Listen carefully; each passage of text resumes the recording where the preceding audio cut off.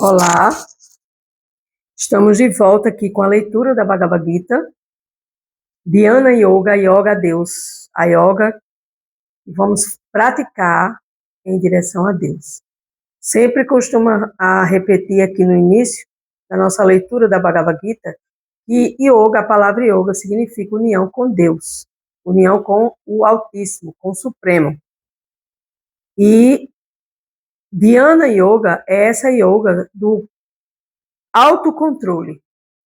O yogi autocontrolado se ocupa na prática do yoga, ou seja, se ocupa na prática da união a Deus e livra-se de toda contaminação material e alcança a etapa mais elevada. Então, quando a gente se dedica a Deus, a fazer yoga para Deus, a se unir a Deus através do processo de yoga, a felicidade perfeita nesse processo virá consequentemente.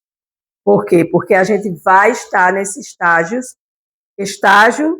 a etapa mais elevada, ou seja, a felicidade que vem dessa etapa, dessa perfeição, nessa transcendência, neste serviço de unir-se a Deus através do amor ao Supremo, do amor ao Altíssimo, como você queira chamar, do amor à Suprema Personalidade de Deus, Krishna, o todo atrativo e o todo atraente.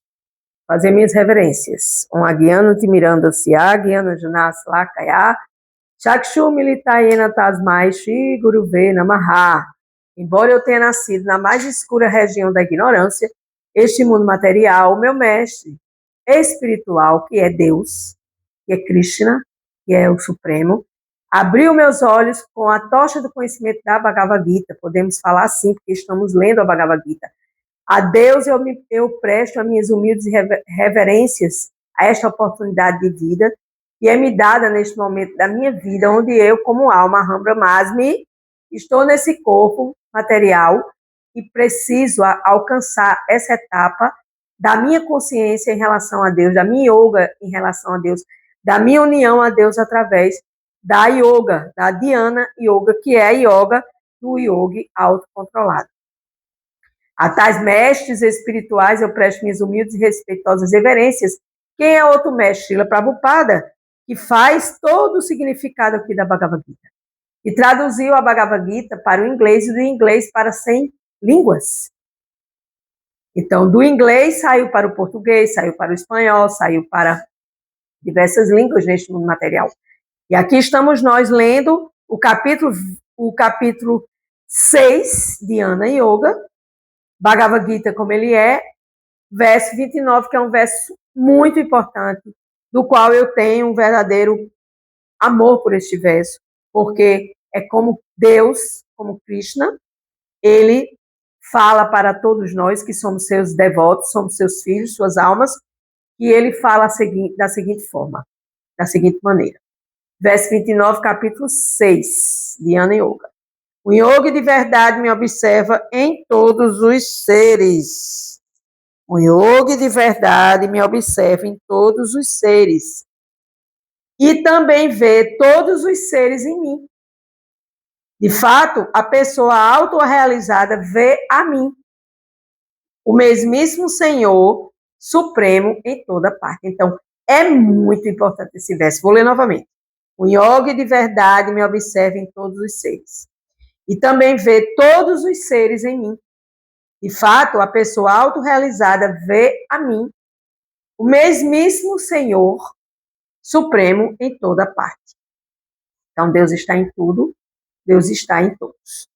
Significado de Srila Prabhupada. Um yogi consciente de Deus, de Krishna, enxerga com perfeição, porque vê Krishna, o Supremo, situado no coração de todos como a super-alma Paramatma. Então, quando você olha para uma formiga insignificante, que ela está ali andando dentro da sua casa, procurando um açúcar, ou que seja, Deus está nessa formiga insignificante.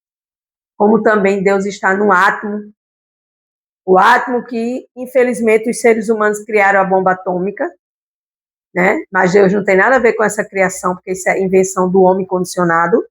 Deus está numa árvore, Deus está nos rios, nas cachoeiras, nos mares, nos animais aquáticos, nos animais que voam, nos animais de 4 pernas, de 2 pernas, nos vermes, na minhoca.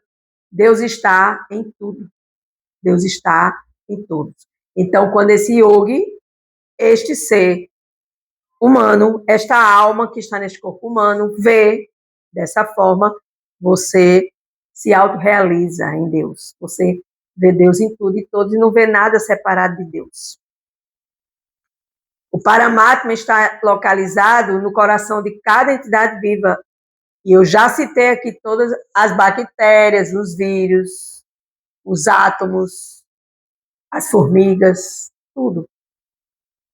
Tudo se movimenta. E aí, nesse processo, Deus está dentro dessa movimentação, como essa energia divina. O yogi perfeito sabe que o Senhor é eternamente transcendental e não é afetado materialmente por sua presença, quer no cachorro, quer no Brahmana, que é um estudioso erudito. Essa é a neutralidade suprema do Senhor. A alma individual também está situada no coração individual, mas não está presente em todos os corações. Por que não está presente em todos os corações? Porque a gente precisa acender essa centelha, essa luzinha do coração, para que Paramatma possa atuar divinamente em nosso coração. Eis a diferença entre a alma individual e a superalma. Por quê? Porque Deus está presente em todos os corações criados por eles. Está presente em sua energia divina, em tudo e em todos. Mas nós não estamos presentes em tudo, como Deus está presente em tudo, sem exceção. Eis a diferença. Alguém que não está, de fato, praticando yoga, não pode ver com tanta clareza isso, essa presença. Quem é consciente de Deus, de Shri Krishna, Lord Krishna, Senhor Krishna, pode vê-lo no coração do crente e do descrente. Está no coração de todos, sem exceção. Meu Deus, Deus está no coração de uma pessoa que é assassino, que é estrupador. Sim, está. E por que essa pessoa pratica esses atos abomináveis? Porque não é Deus quem pratica é o falso ego. Quem pratica é a mente dessa pessoa, dessa alma condicionada. A mente pensa, os sentidos sente e a pessoa age de acordo com seus karmas, com seus anatas nivrites que trazemos para essa vida. Raiva, ódio, ganância. Isso tudo é aquilo que não é verdade, porque a alma, ela não tem nada disso. Quem acumulou esses tipos de sujeiras, de impureza, foi esses corpos em corpos, em corpos, em corpos, até chegar nesse meu corpo atual. E aí eu tenho que depurar toda essa impureza, praticando as atitudes louváveis, cumprindo meu Dharma, que é a minha missão espiritual aqui nesta terra, e sempre. E qual é meu Dharma? Servir a Deus, servir às entidades vivas, servir a tudo e a todos. E nesse processo, quem é consciente de Deus, vê Deus em todas as pessoas, independente do que essas almas destes corpos condicionados estejam fazendo. Por isso que sempre há uma esperança no coração de todos, porque todos podem se modificar a qualquer hora e mudar a sua vida em 1 minuto, como diz Srila Prabhupada, o clique, dizer, chega, eu quero mudar a minha vida, eu quero entender sobre Deus, eu quero evoluir, eu não quero ficar aqui o tempo todo pensando em besteira, pensando em fazer mal ao outro, com os meus pensamentos, com meus sentimentos. Por quê? Porque estão no meu karma, estão lá no meu aplicativo karma. Todos esses pensamentos e sentimentos que se juntam com a minha impureza atual e faz com que eu cometa atos abomináveis. O Senhor, sendo a fonte de todos os seres, é como a mãe, o mantenedor. Assim como a mãe é neutra, com todas as diferentes espécies de filhos, o pai ou a mãe, que deve ser neutro, né? O pai ou a mãe deve ser neutro. O pai ou a mãe supremo também o é. Krishna está lá. Deus está observando, testemunhando, controlando todas as suas atividades. Você faz a sua vida se você quiser. Agora, existe uma lei que vai lhe cobrar pelo seu pensar, sentir e agir. Tanto nessa vida, nesse corpo atual, como em outros corpos passados. Por isso que às vezes a gente vê uma pessoa que nasce e é infeliz o tempo todo. Né? E a lei do karma, ela é uma lei que precisa ser estudada mais aprofundadamente na mente, né? Para que a gente possa não especular mentalmente, dizer isso, aquilo, aquilo, isso é especulação, mas sim você olhar para o que Krishna fala sobre Karma Yoga, no capítulo 5, 4 ou 5, Karma Yoga, né? Ação e consciência de Deus, né? Capítulo 3, né? Existe o Karma Yoga do capítulo 3, existe também o Karma Yoga do capítulo 5, que é Karma Yoga, ação e consciência de Deus. A gente tem que ter as coisas certinhas. Tem que ir lá e olhar e dizer para não estar falando errado. Principalmente aqui, que é uma escritura sagrada, e a gente tem que ter o máximo de respeito a ouvir, a replicar, né? Dizer, não, eu quero realmente estudar, eu vou estudar esse manual, essa ciência sagrada da alma, né? E aí eu vou ter respeito pelo que eu ouço, vou ter respeito pelo que eu compartilho. E dentro desse processo, a gente vai buscar essa yoga, Dhyana Yoga, que é ver com igualdade, porque enxerga que todas as entidades vivas, embora em diferentes situações, conforme o resultado dos seus trabalhos fruitivos kármicos, permanecem servas do Senhor sobre todas as circunstâncias. Se lembrando ou não se lembrando, tendo consciência de Deus ou sem consciência de Deus, acreditando ou não acreditando, nós somos Sat Chit Ananda, almas eternas, cheias de conhecimento, nós não usamos esse conhecimento, e de bem-aventurança, que são as bem-aventuranças da nossa relação com Deus. E aí, nesse processo, a gente vai entender que nós somos servas eternas do Senhor. Enquanto está na energia material, a entidade viva serve os sentidos materiais. E ao passar para a energia espiritual, ela presta ao Senhor Supremo serviço direto. Em ambos os casos, a entidade viva é serva do Senhor. Tal visão de igualdade condiz perfeitamente com a pessoa em consciência de Deus, porque aquele que está em consciência de Deus sabe que tem que se vir a Deus e ponto. Verso 30. Para aquele que me vê em toda parte e vê tudo em mim, eu nunca estou perdido, nem ele, em tempo algum. Isso é muito lindo, minha gente. Vou ler de novo. Para aquele, verso 30 do capítulo 6. Para aquele que me vê em toda parte e vê tudo em mim, eu nunca estou perdido, nem ele, em tempo algum, estará perdido para mim. Ou seja, é uma relação eterna da alma com o Senhor Supremo, da pequena alma com a grande alma. Está localizada no coração de todas as entidades vivas como Param-Atma, a grande alma na pequena alma. E nós somos jivas, pequeninas almas, dentro da filosofia védica da Índia, que nasceu na Índia, mas não é propriedade da Índia. Essa filosofia é para as almas condicionadas, que estão condicionadas em corpos condicionados, vivendo sobre as leis estritas da natureza material, com oscilações em bondade, paixão e ignorância.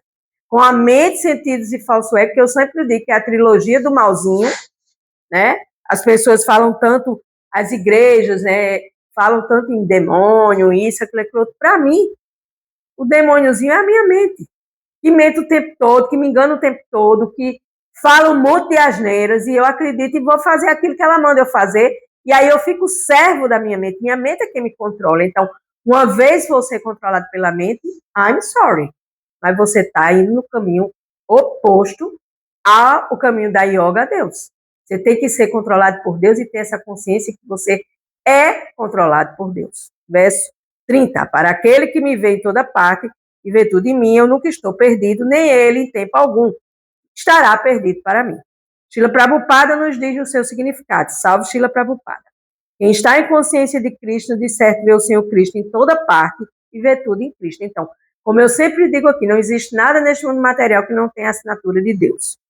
Talvez se tenha a impressão de que ele vê todas as diversas manifestações da natureza material, mas em todo e qualquer caso, por ser consciente de Krishna, ele sabe que tudo é uma manifestação da energia de Krishna. Nada pode existir sem Krishna, que é o Senhor de tudo. Nada pode existir sem Deus, que é o Senhor de tudo. Este é o princípio básico da consciência de Deus. E nada pode existir neste mundo, em todos os mundos, criados e co-criados por Deus, co-criados somos nós, a gente co-cria. Por isso que eu fiz isso, não fiz nada, eu pensei nisso, eu tive essa ideia. Não. Deus deu inteligência a você para você pensar, dentro da mente divina, dentro da mente suprema. Então, repetindo, quem está em consciência de Krishna, de certo, vê o Senhor Krishna em toda parte e vê tudo em Krishna. Ele sabe que tudo é uma manifestação da energia de Deus. Você, consciente de Deus, ele tem essa consciência. Por isso que se chama Sociedade Internacional para a Consciência de Krishna. Chegue, se aproxime nessa sociedade, queira fazer parte, porque a sociedade real é essa, a sociedade da consciência de Deus. A consciência de Krishna é o desenvolvimento do amor a Krishna, a Deus, uma posição transcendental, até mesmo a libertação material. Nessa etapa da consciência de Krishna, que ultrapassa a autorrealização, o devoto torna-se único com Krishna, com Deus, no sentido de que Deus torna-se tudo para o devoto torna-se pleno, porque ama a Deus, porque ama Krishna. Então, ame a Deus e Deus lhe ama. Dê um passo em direção a Deus, que Deus dá 10 em direção a você. Na própria Bhagavad Gita aqui, em algum local, que eu não sei de tudo, que eu sou uma mera estudante iniciante, Krishna diz, se você vier para mim, se você vier até a mim, eu preservo o que você tem e lhe dou o que você está faltando. Que está faltando na sua vida. Então, as coisas começam a acontecer e você dizer, eu fiz isso, eu fiz aquilo, eu consegui aquilo outro, tudo ilusão.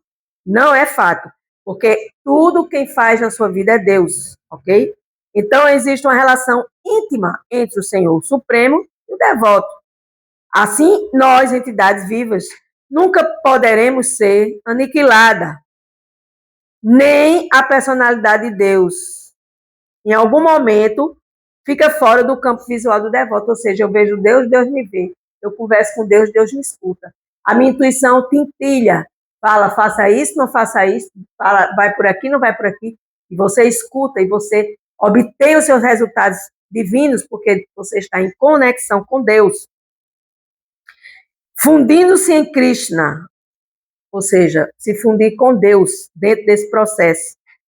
Por quê? Porque você vai estar único com Deus, então vai ser um só, sendo que um é o maior, o Senhor Supremo, e o outro é o menor, que somos nós. E assim, um devoto nunca corre o risco de se perder. Por quê? Porque você adora Deus, você adora Govinda, o Senhor primordial. Né? Você vai buscar estar nesse campo de visão de Deus, e Deus vai estar olhando para você também. E jamais, em algum momento, Deus vai lhe perder de vista, porque Deus é Shri Krishna. Deus é Senhor Jagannatha, que é outro nome de Deus. Deus pode ter os nomes que quiserem, que Ele quiser, porque Deus é onipotente, onisciente, onipresente. Então, nesse processo, né, Krishna, Deus, nunca desaparece da vista do devoto, tampouco o devoto perde o Senhor de vista. Em algum momento, o mesmo se aplica ao yogi, que vê o Senhor como a grande alma, Paramatma, dentro do coração. Então, eu vou temer o quê? Se Deus me vê e eu estou em Deus e Deus está em mim. Eu vou temer um monte de coisa. Por quê? Porque eu não tenho realmente essa noção, não tenho essa sabedoria para saber que eu e Deus somos um só nesse processo. Para terminar, verso 31. Semelhante yogi, que se ocupa no adorável serviço a Deus, a grande alma, super-alma, sabendo que eu e a super-alma somos um só, sempre permanece em mim, em todas as circunstâncias. Gente, aqui está dizendo, sempre permanece em nós, em todas as circunstâncias. Bhagavad Gita, capítulo 6, verso 31. O yogi pratica meditação na super-alma. Eu vou meditar em Deus, eu não vou meditar no vazio. Pelo amor de Deus, essa questão de meditar no vazio, né? Essa questão de meditar no vazio é uma questão que a gente não chega a nenhum lugar meditando no vazio. Mas aí, aqui diz, o yogi que pratica a meditação na super-alma vê dentro de si a porção plenária de Deus e se relaciona com Deus, né? E sabe que Deus, ele é onipotente, onisciente, onipresente, e que ele não vai ver diferença né? Mas aqui no Ocidente a gente é ensinado a se distanciar de Deus e temer Deus como um grande aquele que está punindo o tempo todo o outro, porque o outro está pecando. Não, Deus quer o seu amor. Nessa luta, nessa batalha da vida de Kurukshetra, que é essa batalha da vida material, chamada de Kurukshetra dentro da Bhagavad Gita, a grande batalha da vida material, você tem que, se quiser, claro, porque Deus dá livre-arbítrio, buscar essa yoga para Deus. Buscar se voltar para Deus. Neste processo de se concentrar em Deus, ter atenção a Deus, entender sobre Deus, ler sobre Deus, saber sobre Deus, que é onipenetrante, que está dentro do coração de todos, ele penetra todas as entidades vivas, como foi dito agora nos versos de hoje, e está além do tempo e espaço. E aí a pessoa fica absorta em pensar em Deus, e então alcança o feliz estado no qual desenvolve transcendental associação com Deus, e não mais renasce aqui nesse planeta Terra, porque aqui não é um planeta que Deus vai estar aqui com a gente o tempo todo, ele vem de vez em quando, na filosofia védica, sim. E para isso você tem que estudar sobre os passatempos de Deus, os passatempos da Suprema Personalidade de Deus na filosofia védica. E aí, quando você alcança essa consciência de Deus, que é a etapa mais elevada na prática do yoga, é a consciência de Deus, é a Dhyana Yoga, é a prática mais elevada na prática de yoga, de união a Deus. E entende que este Paramatma, Param-Atma, está presente no coração de todos. E aí o yoga torna-se completo nessa compreensão. Mas a gente entende isso? Claro que não. Quando a gente vai falar para as pessoas, que a gente começa a falar alguma coisa assim parecida, as pessoas arregalam um par de olho, dizendo assim, meu Deus, essa menina está falando outra língua, porque eu não estou entendendo nada. Ou então vai dizer, essa menina só quer falar de Deus, só quer falar de coisas espirituais, espiritualistas. E qual é o problema? Nenhum. O mal é quem não fala de Deus, quem não pensa em Deus, quem não se une a Deus e quem não entende sobre Deus. Aí sim, esta pessoa está em ignorância, em avidya, como diz na filosofia védica, certo? Então, nesse processo, embora seja um o Senhor, como se fosse muitos, está presente em inúmeros corações. Então, Deus é um só e ainda assim é certamente onipenetrante, porque está em todas as almas que ele criou em seus corações, através de sua potência inconcebível, porque a gente não tem consciência de conceber a potência de Deus, porque a gente não estuda sobre ele, mas a partir do momento que a gente estuda sobre Deus, tudo melhora nesse sentido. Ele está presente em toda parte, assim como o sol aparece em muitos lugares ao mesmo tempo. Hare Krishna, gratidão, namastê. Assim encerra a leitura de hoje da Bhagavad Gita. Gratidão.